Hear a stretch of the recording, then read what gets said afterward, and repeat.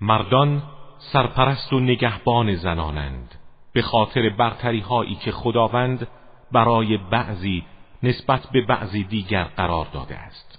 و به خاطر انفاق هایی که از اموالشان در مورد زنان می کنند. و زنان صالح زنانی هستند که متواضعند و در غیاب همسر خود اسرار و حقوق او را در مقابل حقوقی که خدا برای آنان قرار داده حفظ می کنند. و اما آن دسته از زنان را که از سرکشی و مخالفتشان بیم دارید پند و اندرز دهید و اگر مؤثر واقع نشد در بستر از آنها دوری نمایید و اگر هیچ راهی جز شدت عمل برای وادار کردن آنها به انجام وظایفشان نبود آنها را تنبیه کنید و اگر از شما پیروی کردند راهی برای تعدی